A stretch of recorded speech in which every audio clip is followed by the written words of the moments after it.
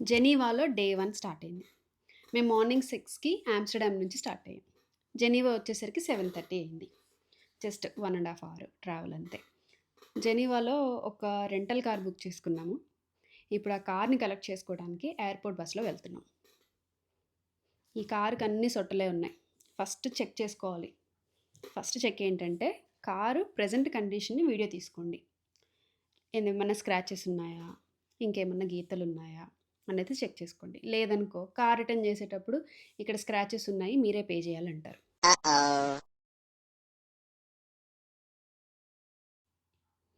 కొంచెం కొత్త సిటీ కదా! సురేష్ డ్రైవింగ్ చేయడానికి కొంచెం అడ్జస్ట్ అవ్వడానికి టైం పడుతుంది. బ్రేక్స్ ఎక్కడెక్కడ ఉన్నాయని ఎతుక్కుంటున్నాడు. నన్ను డిస్టర్బ్ చేయొద్దు అంటున్నాడు. ఆల్రెడీ 2 సార్లు తిట్టాడు మాట్లాడానని. సో ఈ ట్రిప్లో ఓన్లీ జెనీవా సిటీ కవర్ చేద్దాము. అటునుంచి ఇక్కడ నుంచి మనం ఎక్కడికి వెళ్తున్నాం? ఫ్రాన్స్. సో మనం ఇప్పుడు ఫ్రాన్స్ స్విట్జర్లాండ్ బార్డర్లో ఉన్నాము. ఇక్కడ నుంచి ఇవాళ డే అంతా జెనీవాలో స్పెండ్ చేసి నైట్ ఇక్కడ స్టే చేసి రేపు ఫ్రాన్స్ వెళ్ళి ఫ్రాన్స్లో ఒక మారుమూల చిన్న ఒక కుగ్రామం పల్లెటూరు లాంటిది ఒక ప్లేస్ ఉంది. అక్కడికి వెళ్ళి కూర్చొని ఒక 2-3 డేస్ ఫోన్లన్నీ స్విచ్ ఆఫ్ చేసి ఫుల్గా రిలాక్స్ అయ్యి ఆ తర్వాత కొంచెం బాగా రీఛార్జ్ అయ్యి వర్క్కి వెళ్ళాలి. భలే ఉంది. ఏంటి ఇక్కడే వచ్చేసాము ఆల్రెడీ. నైస్. అక్కడ చిన్న ఫౌంటైన్ కనిపిస్తుంది. చిన్నది కాదు, చిన్నగా కనిపిస్తుంది. ఉంటది 100 feet రెడీగా ఉంటాడు సెటర్ లేయడానికి నా మీద. చిన్నదా అది? చిన్నదా అది? ఎక్కడికి వెళ్ళిపోతున్నా నన్ను వదిలేసి ఇట్లరా.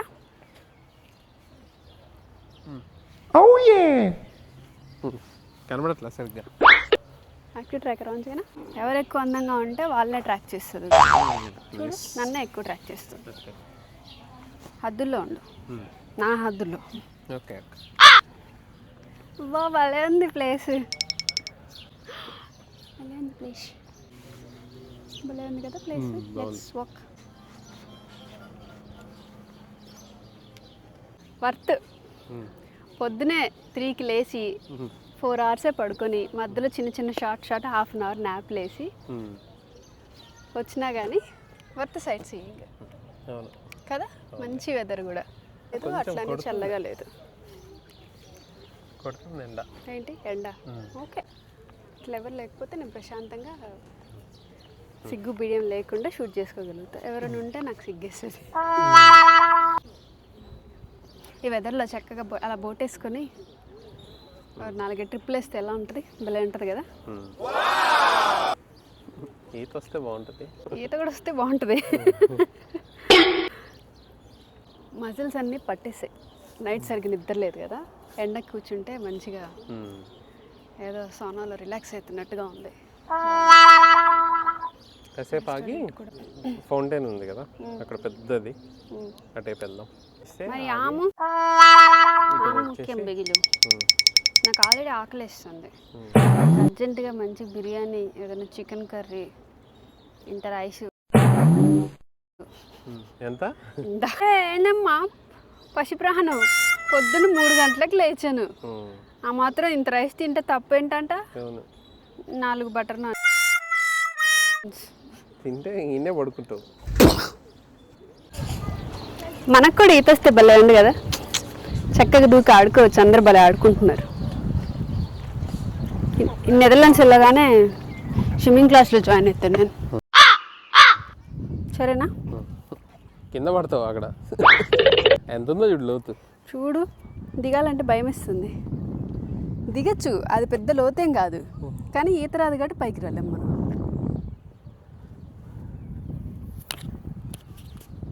భలే ఉంది.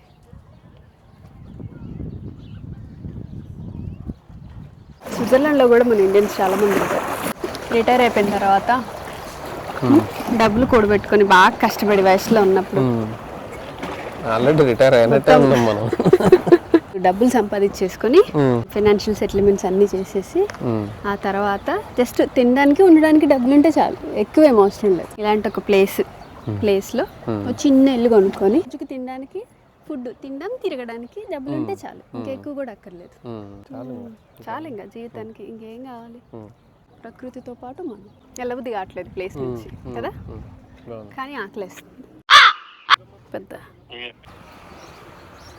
హే వను, స్వాన్స్ అది చూడు, దాన్ని జూమ్ చెయ్యి. స్వాను దాని మీద పిల్లల్ని పెట్టుకొని వస్తుంది. అది అది వాళ్ళు చేస్తున్నారు కదా, అది తైచి అనుకుంటా. చాలా పవర్ఫుల్ మెడిటేషన్, స్లో లివింగ్. దానికి పాకులాడాల్సిన అవసరం లేదని చెప్పడానికి.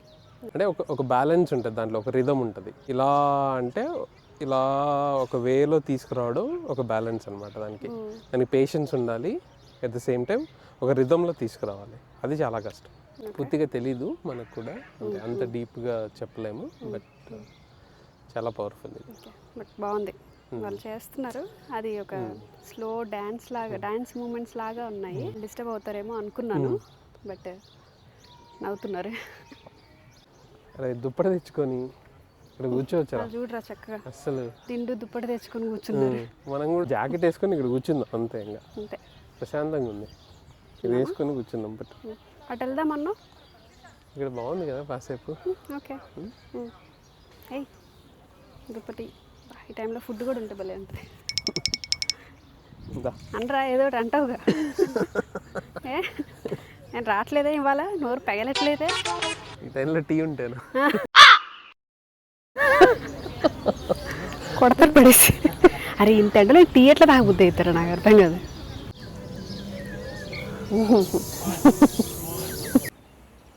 ఇక్కడ అతని పేరు మిగ్వల్ అంట.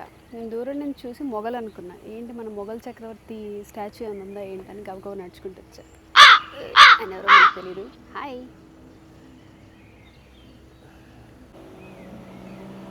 నిన్న ఎవరైనా ఇక్కడ ఫోటో తీస్తున్నారా? లేదు, మరేంటి పోజ్ ఇచ్చుకుని నిలబడ్డావు పెద్ద? బాగుందని చెప్తాను. అదే బాగుండేది. ఇక్కడ నుంచి చూడు అసలు డౌన్ ఎలా ఉందా లేక్. చాలా బాగుంది. ఈ చిన్న ఫౌంటైన్కి కూడా సమ్ ఏదో హిస్టరీ ఉంది. తెలిసినట్టే హిస్టరీ ఉందంట. తెలిస్తే చూసాను నేను, ఏదో హిస్టరీ ఉందంట. పెద్దానికి ఒక హిస్టరీ ఉంటుంది. నేను చెప్తాను నేను చూసి. Crazy people.